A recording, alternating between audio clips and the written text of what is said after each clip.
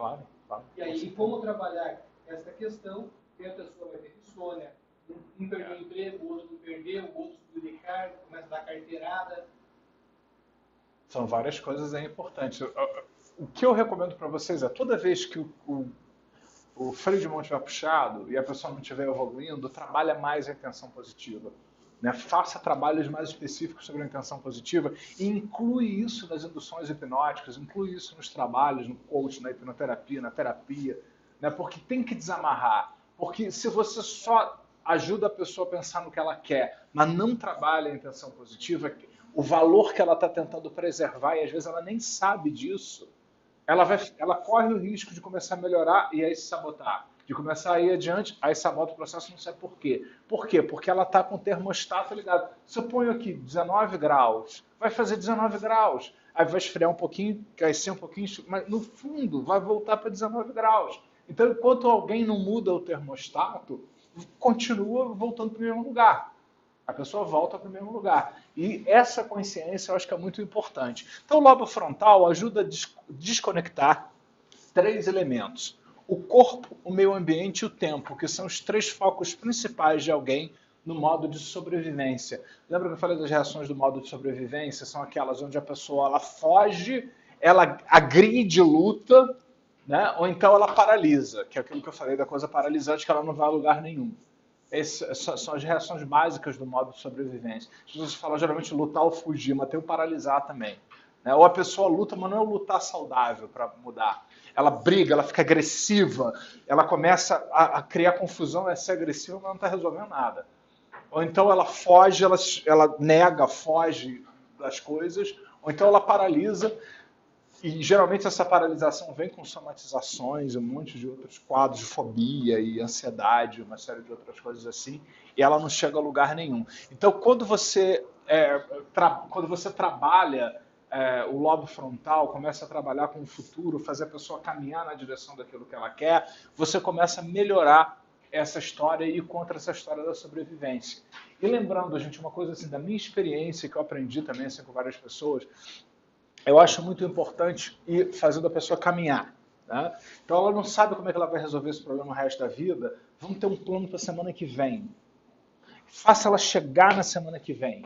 Botar o pé lá. É. Enquanto estiver ela muito longe, está longe. Né? Ela não alcança. Está lá muito longe. Mas se você faz um plano eficaz para amanhã, e ela amanhã ela te liga e diz, eu estou melhor. Aí você faz um outro plano para a próxima semana, com induções hipnóticas, né? Você pode fracionar nas próprias induções. Né? Você sabe que o ideal seria, sei lá, emagrecer 40 quilos. Né? Mas o que ela pode fazer de hoje até amanhã? Né? Reduzir algumas coisas, substituir uma outra coisa na alimentação dela, né? Reduzir a ansiedade, né? Para poder lidar melhor com alguma coisa. É isso que é possível para amanhã, para a semana que vem. Se você faz a pessoa dar esses passos pequenos e conquistar esses passos pequenos, depois ela vai adquirindo como se fosse fazer musculação. Ela vai fazendo musculação para pegar o peso maior depois. Mas primeiro ela tem que conquistar esses passos menores aí. Então, na verdade...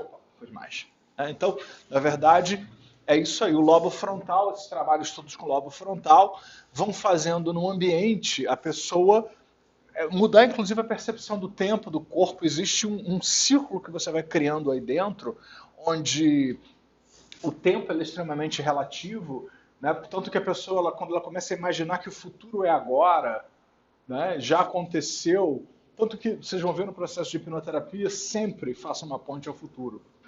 No final, peçam para a pessoa se imaginar, vai estar aí no processo depois que eu vou passar para vocês, façam sempre a pessoa imaginar que aquele passo já aconteceu e ela já se sente bem, já é bom, ela já sente uma coisa boa aí dentro dela.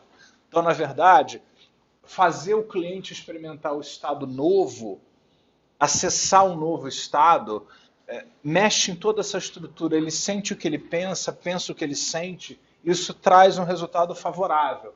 Então é muito importante fazer isso que a pessoa quer, que é viável, que é realístico, que está alinhado, não é uma viagem, não é inalcançável, mas isso que ela quer, a pessoa começar a experimentar isso como já sendo parte dela, e aí é que eu acho que as hipnoterapias, as induções hipnóticas podem fazer uma grande diferença. Quando você começa, mais do que você ficar dizendo verbalmente, melhore, fique bem, põe ela para imaginar, ver, ouvir, pede a pessoa descrever o que ela quer. Eu quero ir para a academia, eu quero me sentir bem, eu quero chegar lá na academia, eu quero chegar com energia, eu quero chegar com disposição, eu quero chegar lá pronto para malhar, não sei o que lá. Então você vai botar a pessoa no estado hipnótico, vai pedir para ela imaginar todos esses detalhes, com todas as energias e formas, imagens e sons e diálogos que a pessoa quer experimentar. E ela vai imaginar isso que ela quer como se já fosse parte. O Robert Dilts fala uma coisa muito interessante, ele usa uma coisa que eu uso muito também. Faça a pessoa imaginar que a coisa já aconteceu, que ela já experimentou isso 1 milhão de vezes. Né? Porque tudo aquilo que alguém faz 1 milhão de vezes já entrou no piloto automático. Você ainda pode dizer isso, tudo aquilo que alguém já fez 1 milhão de vezes entra no piloto automático. Então você convida a pessoa para imaginar como se ela já tivesse experimentado isso 1 milhão de vezes, o processo como um todo. Então, desconectar do antigo estado de ser e ligando os circuitos do novo estado de ser. Né? Joe Dispenza ele fala especificamente em fazer um trabalho paralelo. Né? Na verdade, Bandler já falava disso lá atrás, né? Como sistema de propulsão na PNL. Ao mesmo tempo que você faz um trabalho para desconectar e desfazer a estrutura antiga, você começa a conectar a nova estrutura. Então, isso é interessante, por exemplo, qual é a estrutura do estado problemático? Eu falo comigo mesmo, nada dá certo. Eu fico imaginando o futuro, tudo que vai dar errado. Fico lembrando do passado. Então, enquanto você desmonta esse processo que não está bom, você coloca um outro novo no lugar, criando um novo mapa. Então, Bandler já falava isso, e não tem nada a ver com Dispenza. Dispenza confirmou isso por um outro caminho que não tem nada a ver com Bandler, né? Criar esse sistema de propulsão, onde ao mesmo tempo você enfraquece o que está ruim e fortifica o que é bom, ao mesmo tempo. Você faz um trabalho concomitante, uma coisa junto com a outra. Não é um depois o outro, não. Não é primeiro desconstrói e depois constrói. Não. Ao mesmo tempo que você desfaz isso aqui, você monta isso aqui. Ao mesmo tempo. Esse é o segredo da coisa. É o que na PNL se chama de sistema de propulsão também. Então isso faz criar um novo estado de ser, gera todo um fenômeno bioquímico interno. A química interna começa a transmitir novas mensagens para as células quando você faz isso. Quando você começa a construir o novo e desconstruir o antigo. Então, novas mensagens para as células que agora podem se preparar para fazer mudanças epigenéticas, sinalizando novos genes de novas maneiras. Então, na verdade, quando você faz isso, não é só um estado bom que você está criando na pessoa. Você corre um risco positivo de gerar um fenômeno de epigenética bom, positivo. Eu já vou dar um intervalo, já deve estar lá o café? Ainda não? Tá. Então você começa a sentir a emoção de como o evento seria na realidade. Seu cérebro, quando você estimula a pessoa a pensar e a vivenciar naquilo que ele ainda não tem, que desde que eu estou estressando bem isso, que eu estou repetindo bem isso, desde que seja realístico, consistente com as metas da pessoa, possível de ser alcançado, e etc. E tal, desde que não está não, né? Desde que seja possível de ser alcançado tudo isso e tal, seu cérebro produz um tipo diferente de química, um neuropeptídeo, quando você começa a fazer isso, e o envia para as células do seu corpo. O neuropeptídeo procura os receptores apropriados em várias células, de modo que possa entregar sua mensagem para os centros hormonais do corpo, em última instância o DNA das células. E as células começam a propagar a mensagem de que o evento já aconteceu.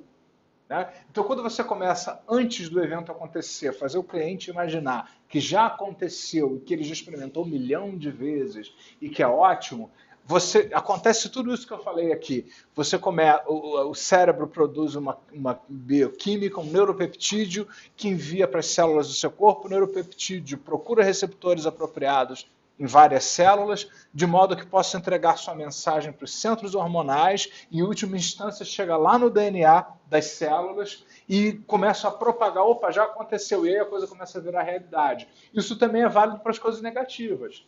Quando a pessoa começa, não, nada dá certo para mim, eu sou um fracasso, tudo dá errado para mim. Aí diz, ok, tudo bem. Ele começa a criar essa realidade, acontece essa mesma coisa, quando a pessoa se dá conta, ela está sabotando, tudo dá errado para ela, tudo falha para ela, porque ela faz esse mesmo processo, né? Eles chamam isso de efeito nocebo, na verdade. O oposto do placebo é o nocebo. Placebo é a cura, né? O nocebo é a doença, é a pessoa se ficar doente sem estar, né? Provocar estados doentios e limitantes e não saudáveis e sofrer as consequências disso. O nome técnico para isso que se dá hoje em dia é efeito nocebo. É o contrário do placebo. No fundo é a mesma coisa, só que orientado para um processo destrutivo, enquanto o placebo, de uma maneira geral, ele é voltado para uma coisa positiva. Então agora vocês estão vendo a explicação bioquímica do processo. Quando isso acontece, ele responde acionando alguns genes e desligando outros, para apoiar um novo estado de ser, seja ele positivo ou negativo. Quando um gene é acionado, ele produz uma proteína. Quando um gene é desligado, torna-se desativado e fica mais fraco, e não produz muitas proteínas. São mudanças mensuráveis em nossos corpos. Nós não estamos falando mais de estado de mente positiva. Nós estamos falando de análise bioquímica, uma coisa que é mensurável, que você pode detectar bioquimicamente no organismo da pessoa. Se novos pensamentos podem criar uma nova mente, ativando novas redes neurais, criando neuropeptídeos mais saudáveis e hormônios que sinalizam as células em novas formas e epigeneticamente ativam novos genes para fazer novas proteínas, né? Se a expressão de proteínas é a expressão de vida e é igual à saúde do corpo, conclusão, os pensamentos podem curar ou destruir o corpo. Tá? Então, por isso que todas essas práticas que nós fazemos de manipulação dos pensamentos, ou seja, colocar a mente, mudar a forma como você pensa, visualizar diferente o problema, tudo isso que a gente faz aqui, por que isso funciona? Por causa desses fenômenos todos aqui. Quando você faz isso, você gera um fenômeno bioquímico hoje detectável pela ciência moderna, que no passado ninguém sabia explicar por que funcionava, só sabia que funcionava. E aí todo mundo que era da ciência ficava olhando assim com a cara feia, não sei o que lá e tal. Né? 10 minutos. Pois é, eu imaginei isso. Dá muita sugestão de amnésia. Então agora as pessoas têm uma ideia de que essas coisas funcionam. Inclusive tem o detalhe das células-tronco também. Células-tronco são parcialmente responsáveis pela forma como o aparentemente impossível se torna possível. Oficialmente são células biológicas indiferenciadas que se tornam especializadas. Então as células-tronco, elas é como se fossem uma matéria bruta que pode virar qualquer coisa dentro do organismo. Quando são ativadas, elas se transformam em qualquer outro tipo de célula corporal, como células musculares, células ósseas, células da pele, células do sistema imunológico que faz a saúde do organismo, as defesas do organismo, e as células nervosas ou mesmo cerebrais, a fim de substituir as células lesadas ou danificadas no corpo dos tecidos, órgãos e sistemas. Então, provavelmente, esse processo ele aciona células-tronco para que elas possam se transformar naquilo que você precisa, quando você está estimulando o seu cliente num processo de cura, de pensar mudança, de pensar a transformação interna. Note que viver elevadas emoções, como se elas já estivessem acontecendo, sinaliza os genes à frente do meio ambiente. Tá? Assim, não estamos esperando e tendo esperança para mudar. Nós somos a mudança. É porque, na verdade, muita gente diz assim, a gente tem que ter esperança. Né? E parece que você fica assim, então tá, então eu vou ter esperança, vou ficar esperando. Não! Fazer isso aqui é botar para funcionar dentro de você um processo maravilhoso. Né? Só que com a consciência de que ele existe, que ele funciona dessa forma inconscientemente agora, é importante para você usar isso em seu favor quando você estiver trabalhando consigo primeiro e com as pessoas ao seu redor, com os seus clientes, com as pessoas com quem você trabalha. É de fundamental importância que a pessoa entenda que ela é um processo vivo, que o futuro não é algo que está lá na frente, que se ela não, o futuro é algo que começa hoje, com o que você pensa hoje, porque o que você pensa dispara uma bioquímica, um neuropeptídeo que chega na célula, que chega no DNA, que faz descargas de proteína, a epigenética é aquilo que desafia o mapa genético. Né? Tem gente que diz assim, você, dos tradicionalistas, né? Você é escravo do seu mapa genético. Você é um escravo. Se o seu mapa genético diz que você vai ter câncer, você vai morrer de câncer. Não vai, você se cura. Às vezes você tem uma remissão espontânea. Ou às vezes você não tem nada no seu mapa genético e cria. E passa a ter aquilo que nem tem no seu mapa genético. Né? Que é o contrário disso, o efeito nocebo também. Então, é um processo que ele acontece o tempo todo dentro de você. É um processo que funciona o tempo todo dentro de você. E nós, como hipnoterapeutas que estudam esse tipo de coisa, que estamos atentos para esse tipo de coisa, nós temos que jogar com isso a nosso favor. Nós temos que usar, botar o cliente para imaginar, botar o cliente para desfazer essas estruturas, a pessoa para começar a construir novas estruturas. Por isso que eu digo que tem que amplificar as emoções. Não adianta só você dar uma coisa racional, tem que amplificar a emoção positiva da pessoa, fazer a emoção positiva vir à tona, fazer toda a diferença, estimular a pessoa, fazer ponte ao futuro, fazer ela imaginar que ela já está lá vivendo, sentindo prazer pela mudança obtida que ela ainda não tem. Mas ela precisa disso para ter. Né? Essa que é a história.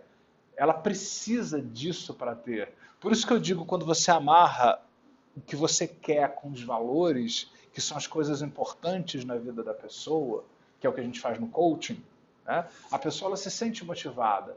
Não adianta ela dizer, estou aqui porque eu quero fazer um trabalho. Não, o que vai mudar na sua vida? O que é importante na sua vida? Esse trabalho vai trazer o que de importante para você?